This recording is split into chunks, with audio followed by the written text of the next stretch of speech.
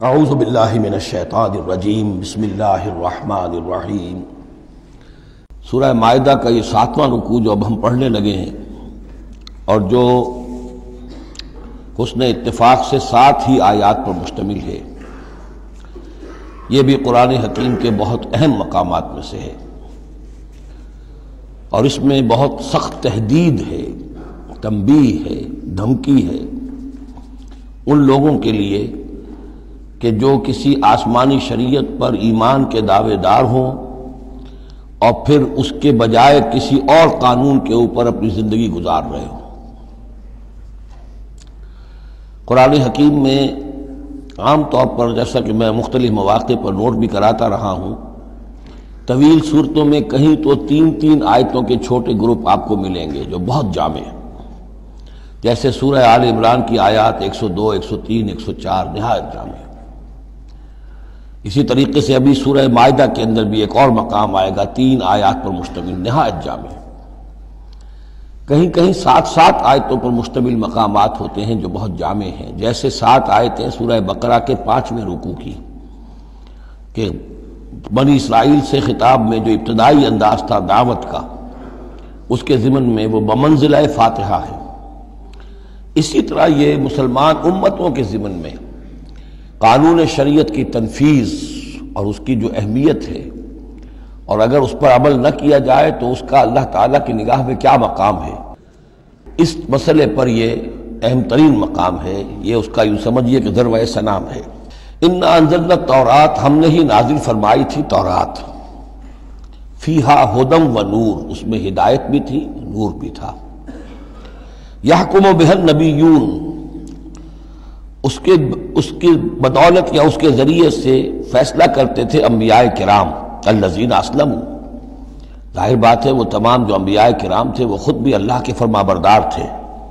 للذین ہادوا، ان لوگوں کے درمیان کہ جو یہودی ہوئے، یعنی یہودیوں کے لیے یہ شریعت تھی تورات، اور انبیاء کرام جیسا کہ میں نے حدیث آپ کو سنائی ہے، کانت بنی اسرائیل تسوسہم الانبیاء، کہ بنی اسرائیل کی سیاست اور حکومت کا معاملہ جو ہے، انتظام و انصرام انبیاء کے ہاتھ میں ہوتا تھا، تو ظاہر بات ہے وہی فیصلے کرتے تھے۔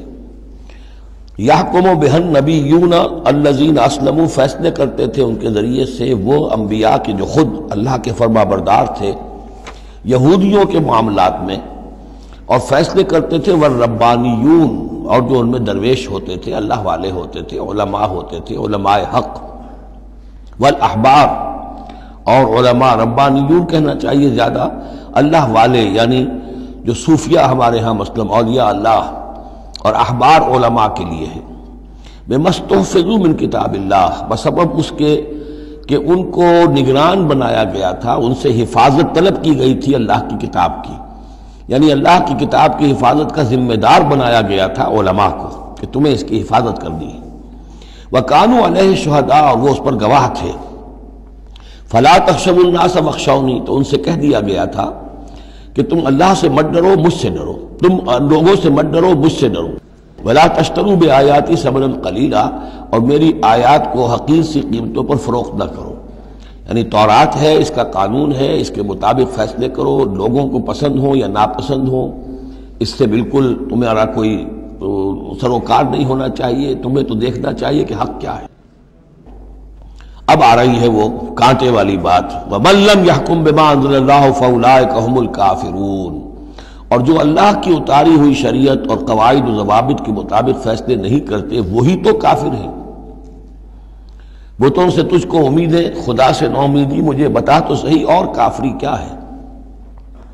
وَكَتَبْنَا عَلَيْهِمْ، اور ہم نے لکھ دیا تھا ان کے ذمے، واجب کر دیا تھا ان پر، فیہا، اس کتاب میں، تورات میں، ان نفس بالنفس، کہ جان کے بدلے جان ہوگی، والعین بالعین، آنکھ کے بدلے آنکھ، والانف بالانف، ناک کے بدلے ناک، والاذن بالاذن، کان کے بدلے کان، والسن بالسن، دانت کے بدلے دانت، والجروح قصاص، اسی طریقے سے زخموں کا بدلہ بھی ہوگا برابر کا۔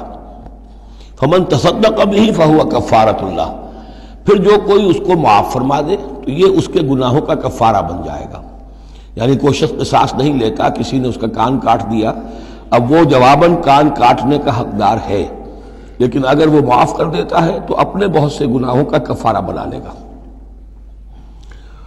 یا یہ کہ وہ شخص جس نے جرم کیا تھا جب اسے معاف کر دیا گیا تو پھر اس کے ذمے سے گناہ جو ہے وہ دھل گیا.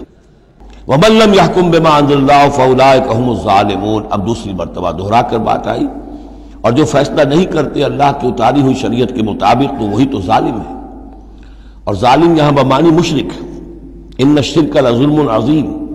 ایک قانون اللہ کا ہے، ایک قانون انسانوں کا ہے، ایک رواج کا ہے، ایک رومن لا ہے، ایک فلاں ہے، ایک پاکستانی قانون ہے.